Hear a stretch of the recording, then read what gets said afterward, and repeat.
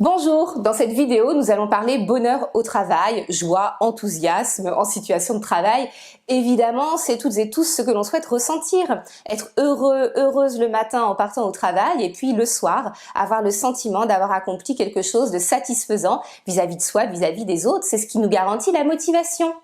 On va travailler sur 3 clés, 3 étapes fondamentales pour éprouver ce bonheur en situation de travail. Quelles sont-elles, ces 3 étapes? Eh bien, il y a avant, pendant et après la réalisation des actions que nous faisons au quotidien. Il y a avant l'anticipation enthousiaste, pendant la réalisation sereine et après la satisfaction, éprouver la satisfaction post-action.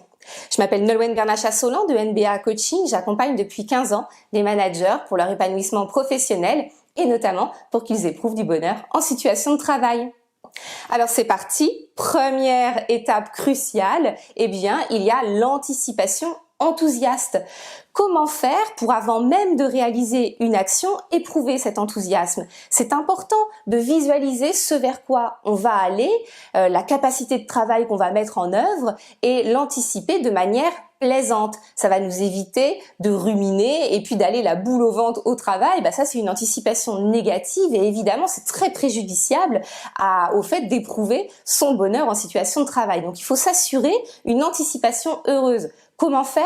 Eh bien, en se fixant des objectifs précis, concrets, atteignables à l'issue de la journée, pour pouvoir avoir la vision de ce vers quoi vous allez aboutir, qui va vous permettre, à la fin, on y reviendra, de ressentir une pleine satisfaction.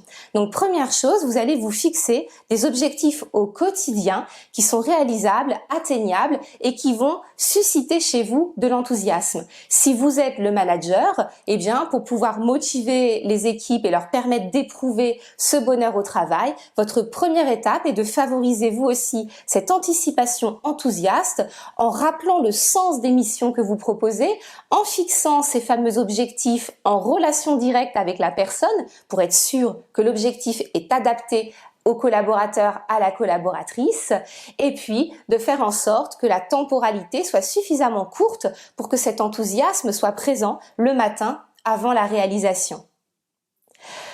Deuxième étape pour pouvoir éprouver le bonheur au travail, eh bien, il y a la réalisation sereine. Vous devez vous assurer, avant même de réaliser quelque chose, que vous avez les bons outils autour de vous, que vous avez le temps nécessaire pour le réaliser. Et ça, normalement, dans la première étape, en fixant un objectif réaliste au niveau temporel, vous avez déjà bien travaillé, mais donc vérifiez que vous avez les outils, vous avez le temps, vous avez les bonnes compétences, que vous avez les personnes avec qui interagir, et puis que vous avez un niveau d'énergie suffisant, que vous n'êtes pas trop stressé par rapport à ce que vous allez réaliser. Parce que réaliser une mission sans avoir une vision précise, un objectif précis, en ressentant du stress, en étant dans l'urgence, en n'ayant pas tous les outils dont on a besoin autour de soi, c'est la garantie d'être dans un état de fébrilité, dans un état de stress absolu qui, évidemment, met très très loin la notion de sérénité. Or, la réalisation sereine fait pleinement partie du sentiment de bonheur, de bien-être au travail. Si vous êtes en situation de management, eh bien, c'est à vous de créer les conditions de la sérénité dans la réalisation en vérifiant, là encore, que les objectifs fixés dans la première étape sont bien réalistes, sont bien temporalisés, que les personnes ont les outils, les compétences, les informations pour réaliser leur mission et que le climat ambiant assure la sérénité. Vous êtes la première personne à pouvoir impacter ce climat ambiant en étant vous-même suffisamment serein, suffisamment calme et suffisamment de bonne humeur pour pouvoir assurer cette sérénité dans la réalisation. Troisième étape pour éprouver pleinement la satisfaction au travail, eh bien justement, c'est la satisfaction post-action. Lorsque c'est pour vous-même que vous agissez, eh bien, si dans la première étape, vous avez bien fixé vos objectifs et que vous les avez anticipés avec enthousiasme, que vous avez réalisé la mission de manière sereine, dans la troisième étape, vous devez prendre le temps de vous retourner vers le réalisé, d'observer ce que vous avez fait et de vous féliciter. de vous remercier pour l'action réalisée, pour l'effort que vous avez fait, vraiment de vous valoriser pour l'objectif que vous avez atteint. Trop peu de personnes trouvent l'élan spontané de se valoriser pour ce qu'ils ont fait. Mais pourtant, c'est très important parce que sinon, vous allez fixer un premier objectif, l'atteindre et tout de suite après repartir sur un deuxième sans prendre le temps de mesurer le travail accompli. D'objectif en objectif, vous avancez sans jamais vous retourner pour percevoir le chemin déjà réalisé et vous dire ah ben oui quand même, j'ai déjà fait tout ça. Et c'est ça qui va vous faire éprouver le bien-être, la satisfaction au travail. Si vous êtes en situation de management, il est absolument fondamental de pratiquer le retour d'expérience, le rétex. Faire en sorte qu'à chaque fin d'action, à chaque fin de mission, à chaque atteinte d'objectif, collectivement, vous vous retourniez vers l'action qui a été réalisée et que vous vous félicitiez pour ce qui a été fait. Alors, il ne s'agit pas d'être dans un enthousiasme de type monde des bisounours.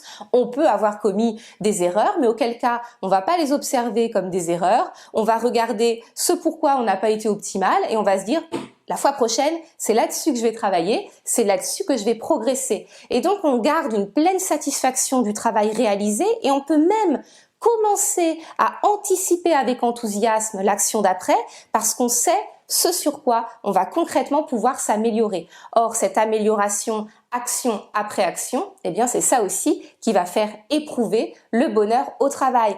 Donc pratiquer le rétex, mais aussi le feedback.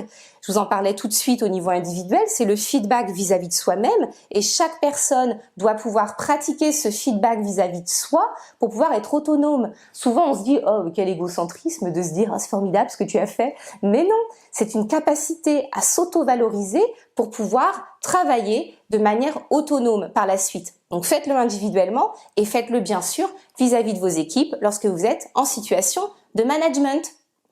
Voilà les clés du bien-être au travail, les clés de l'épanouissement du bonheur au travail sont au nombre de 3 et elles se succèdent. Il y a l'anticipation enthousiaste de l'action, sa réalisation sereine, puis la satisfaction une fois qu'on l'a réalisée qui va être verbalisée, observée, très concrètement visualisée par les individus et par l'équipe.